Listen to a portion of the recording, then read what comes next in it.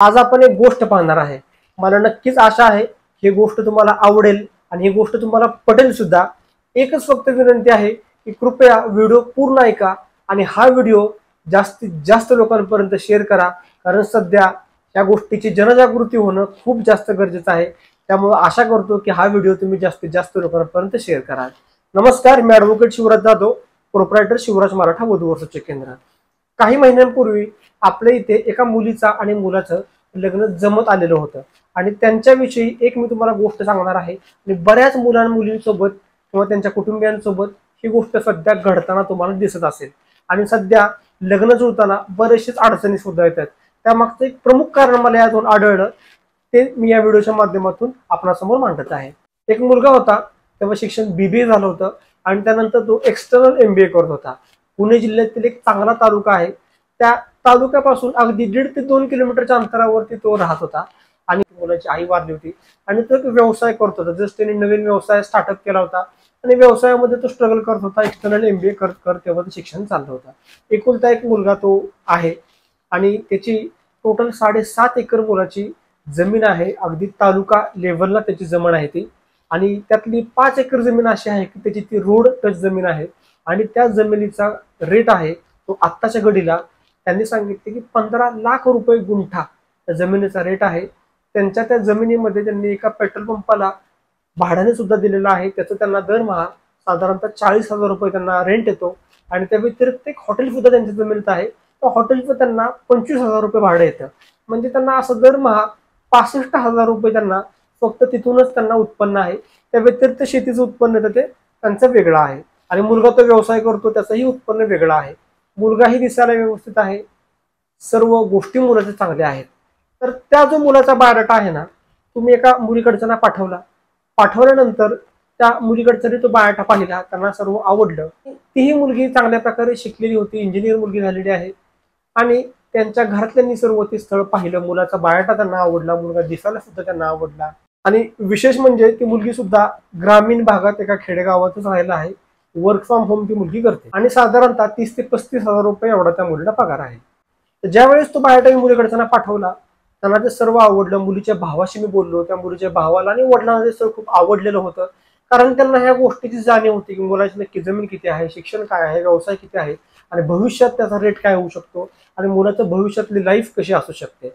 पण मुलीच्या आईचं आणि त्यांच्या मामाचं किंवा काही जणांचं असं म्हणणं होतं की मुलगा हा शहरी भागात राहिला असावा। तो मुलगा पुणे जिल्ह्यातील एका तालुक्यामध्ये आणि तालुक्यापासून 1.5 किलोमीटर अंतरावरती राहिला होता। त्यांचं म्हणणं होतं की मुलगा तो पुणे सिटीमध्ये किंवा कोल्हापूर सिटी अशी जे सिटी असतात, मुंबई सिटी, ते शहरी भागात मुलगा राहणारा असावा, असा ग्रामीण भागात किंवा तालुका साईडला राहणारा मुलगा त्यांना नको होता। हीच गोष्ट हल्ली बऱ्याच मुलांच्या संदर्भात होत आहेत, बऱ्याच मुलींच्या साईडने, मग मुलीची आई असतील, वडील असतील, भाऊ बहीण किंवा मुलगी स्वतः, त्यांच्या आता अशा अपेक्षा जास्त करून आहेत की मुलगा शक्यतो पुणे किंवा मुंबईमध्ये नोकरीसाठी असावा।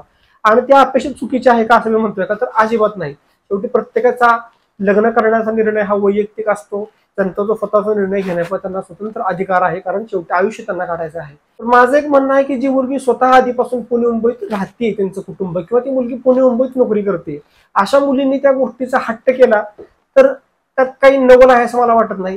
पण ज्या मुली आधीपासून त्यांचं कुटुंब किंवा त्या मुली स्वतः ग्रामीण भागामध्ये राहतायत, त्यांनी कृपया हा हट्ट करू नये, कारण ही गोष्ट मी अत्यंत गांभीर्याने सांगू इच्छितो।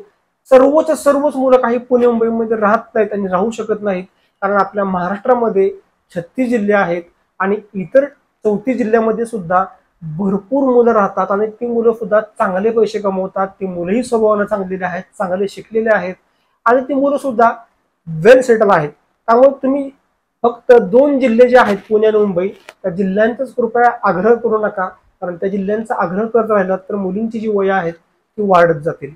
आणि या मुलाच्या बाबतीत मी एक गोष्ट सांगू इच्छितो की बरीच जण आहेत ना, बायोडाटा बघताना, हा मुलाला शेती किती आहे, तर बाबा 2 एकर आहे, सोडून द्या। एखाद्या मुलाला किती शेती आहे, तर 10 एकर आहे, मग त्याकडे लक्ष येतात। पण मी या गोष्टीमध्ये सांगतो की त्या मुलाची 2 एकर शेती नक्की कुठल्या ठिकाणी आहे हे तुम्ही पहा। एखाद्याची 20 एकर शेती आहे आणि ती कुठंतरी माळरानात आहे, त्या जमिनीत काही पिकत नाही, त्या जमिनीला काही भाव नाही, त्याचा काय उपयोग होत नाही।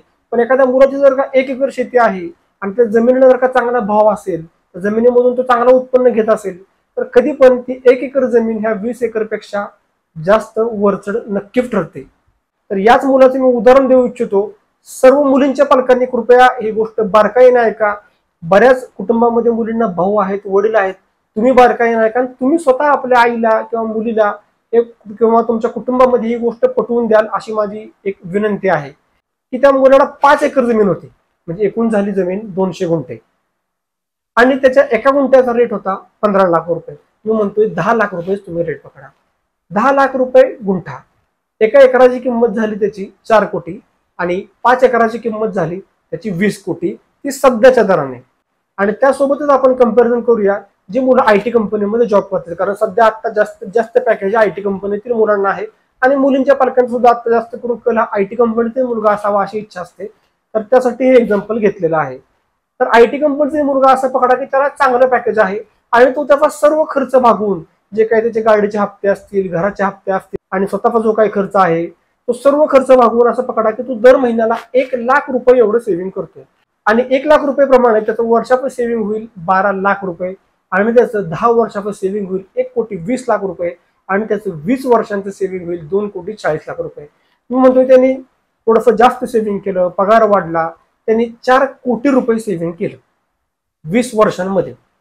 या मुलाची आत्ताची जमिनीची व्हॅल्यू एका एकराची 4 कोटी रुपये आहे. 20 वर्षांनी मी म्हणतोय जो 10 लाख रुपये गुंठा आहे तो 20 लाख रुपये जरी गुंठा झाला, जास्तच होईल, पण 20 लाख गुंठा जरी झाला तर या मुलाची 20 वर्षाची जमिनीची व्हॅल्यू एका एकराची 8 कोटी रुपये असेल. आयटी कंपनीतला मुलगा 20 वर्ष काम करून 1 लाख रुपये किंवा त्याहून अधिक सेव्हिंग करून त्या मुलाची अर्धा एकर सुद्धा जमिनीची तो बरोबरी करू शकत नाही. आणि या मुलाकडे 5 एकर जमीन आहे आणि या मुलाने फक्त आपण त्या जमिनीची व्हॅल्यू पकडली, जर का त्यांनी ती जमीन डेव्हलप केली, अजून जास्त लोकांना भाड्याने दिली किंवा त्या जमिनीमध्ये स्वतः डेव्हलपमेंट केली तर त्याची व्हॅल्यू कित्येक तरी पटीने वाढलेली असेल.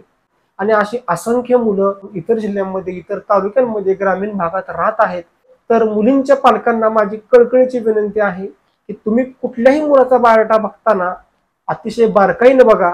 जमीन मुलाची 1 एकर आहे का 10 एकर आहे त्यापेक्षा जमीन नक्की कोणत्या ठिकाणी आहे हेही तुम्ही बारकाईने बघा आणि मग निर्णय घ्या.